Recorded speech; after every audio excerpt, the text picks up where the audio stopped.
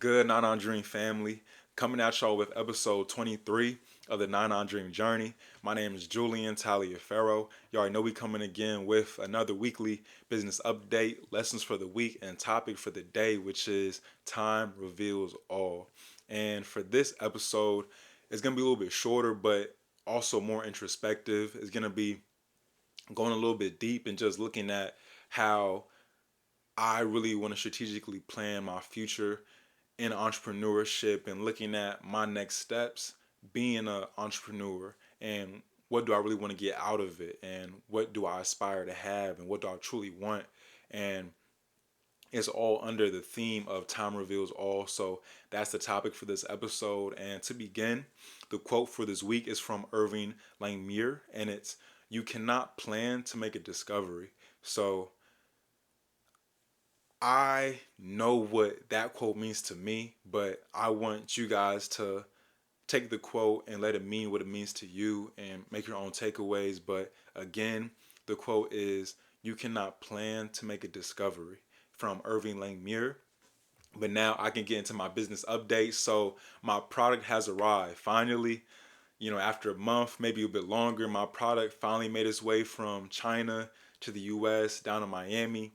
So my trial order shipment of around 1,000 units is finally here. So now I just need to work on my Amazon photos and then also my new product packaging. So on the photography front, I actually today found a photographer that will be able to service my photos. I found him on Fiverr instead of trying to go to an actual company, going through the website and then doing all that. Instead, I just try to use Fiverr because that wasn't working out for me.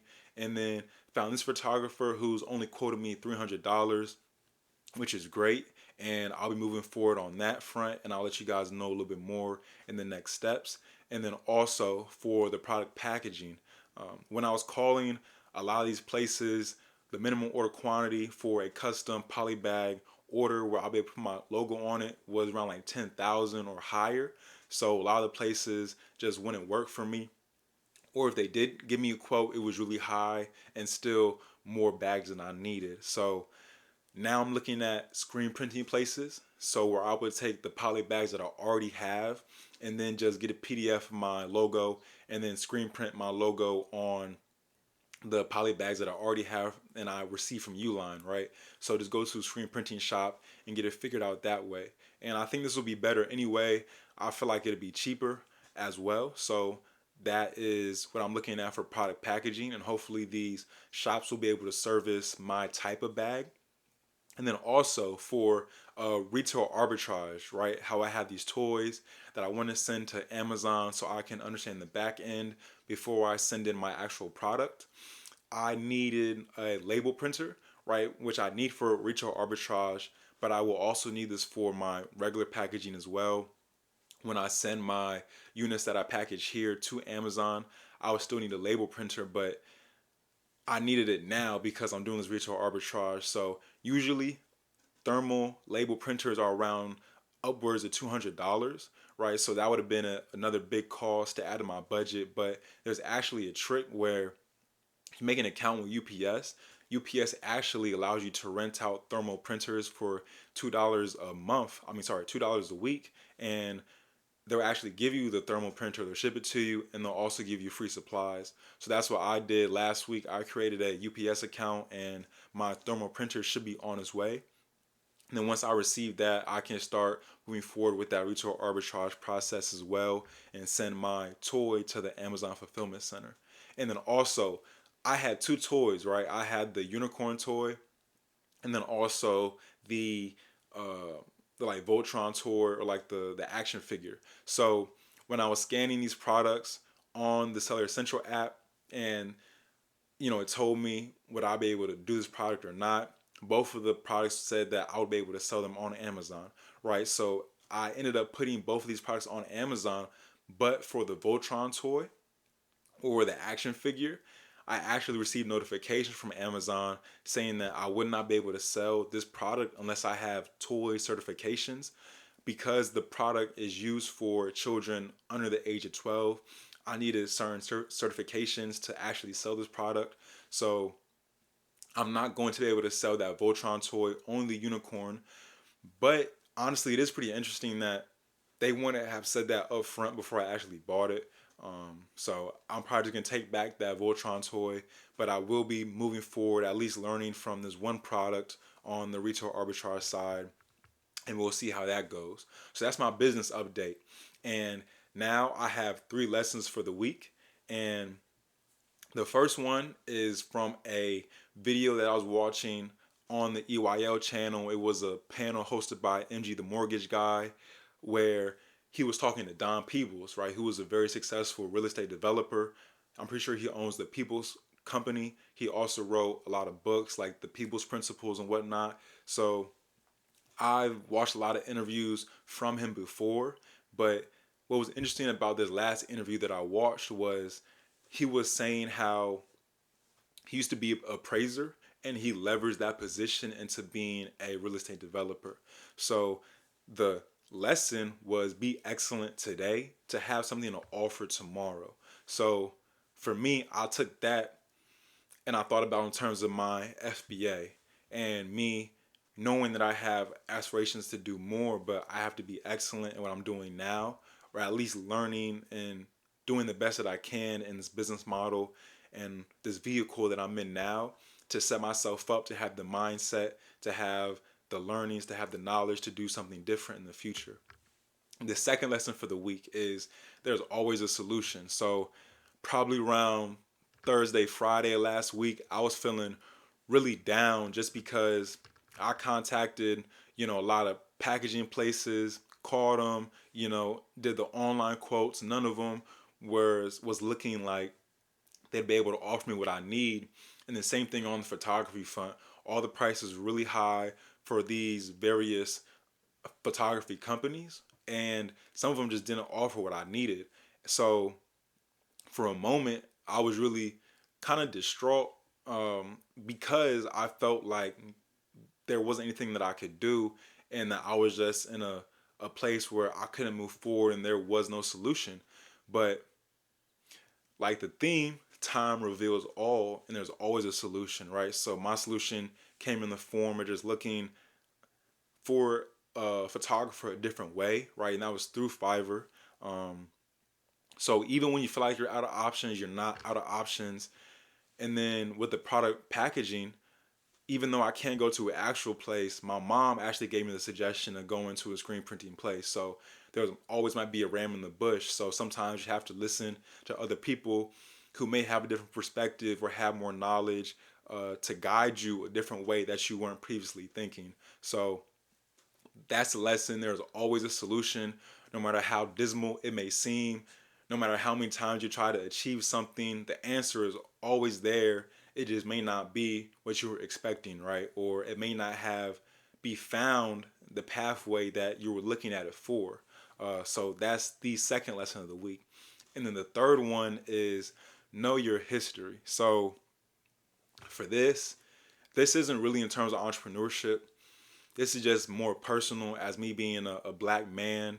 And I ended up watching a lot of videos. I think it was like Saturday night. I had some time, and for some reason I was on YouTube, and I came across like a Malcolm X video, I think first, and then from there that just started the turn wheel for me to watch a Malcolm X video, and then me watching more videos on the Nation of Islam, and then me watching a Martin Luther King video, then me watching about Thomas Sowell, and then me learning about Juwanza Kanjufu, just more and more black educational intellectual leaders, learning about the Black Panther Party and those leaders, Bobby Seale, and then the other guy who founded, I forgot his name, but just me realizing, and I was kind of sad after the fact, but there were so many prominent black male leaders that I just don't know about, or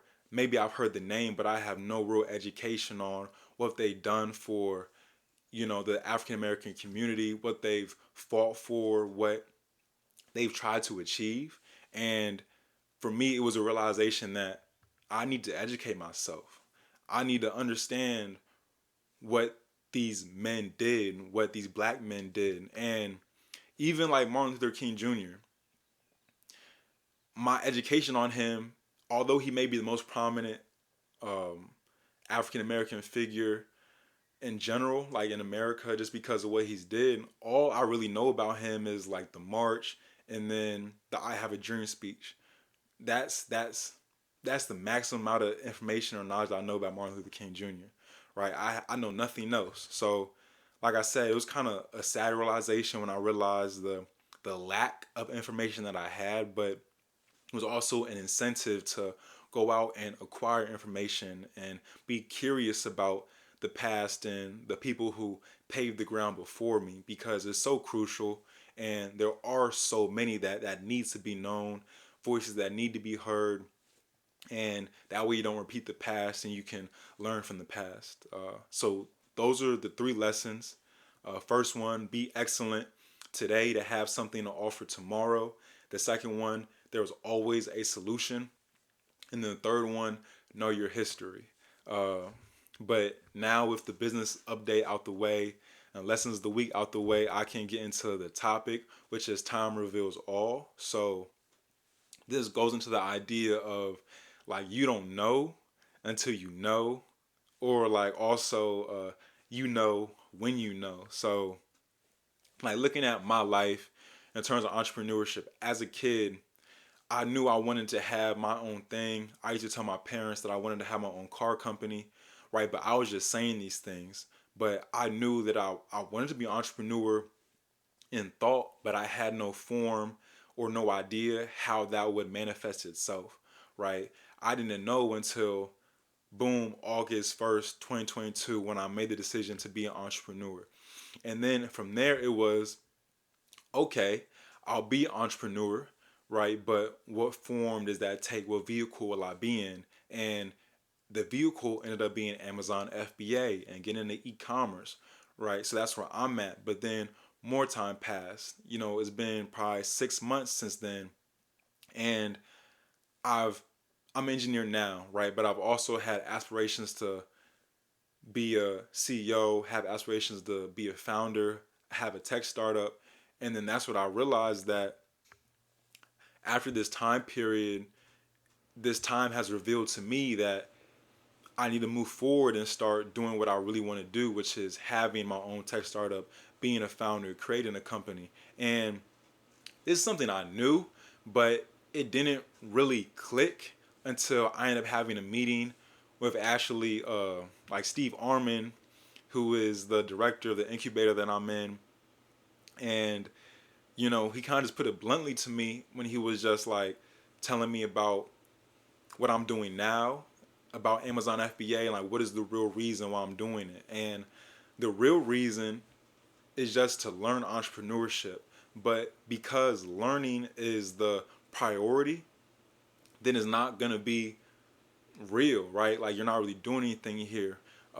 What he kind of told me is that entrepreneurship, if you get into it, creating a business, the number one thing is about making money, and then having that business be able to make you as much money as you can, right? And for me, that isn't FBA. Although I can become really successful off of Amazon FBA if I create my own brand, that isn't really my intention with this business model, right? I was only looking at it to learn. So from that, I realized, boom, I need to do the business ideas that I have in my mind that will make me money, that will allow me to have my first priority be to generate money, right? And I had business ideas like that, but the only but I'm in Amazon FBA right now, right? And the purpose for that was to learn. So I'm not mad, right? I don't regret getting into Amazon FBA because I needed it for what it is, and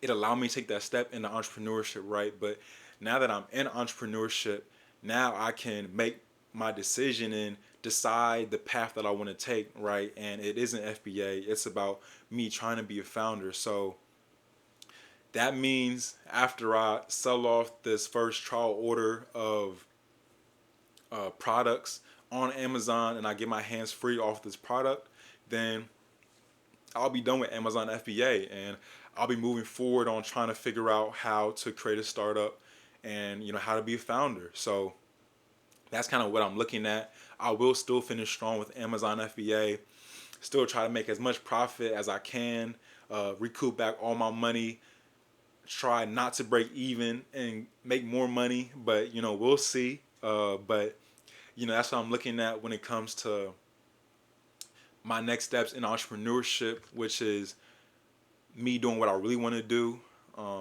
As I have a technical background, I'm an engineer. That's having a technical type of business is something that really intriguing to me and is more interesting. I feel like it's more viable. It just works a little bit more. Is what I really want to do, right? So now I can get to my next steps, which is ship out the product, my sample product, to my photographer so he can begin with the product photography shots. Secondly, contact a bunch of screen printing places, see if they'll be able to uh, actually print on my poly bags. And then also, I'm just awaiting arrival on my thermal printer from UPS, and then I can ship out the toys. So, all right, let's get it, y'all. Go and achieve your 9-9 dream. And it's 9-9 dream because you are going to achieve your dream. And it would be 100%, but nothing's perfect. So you're going to achieve 99% of that. And let's go and let's get it.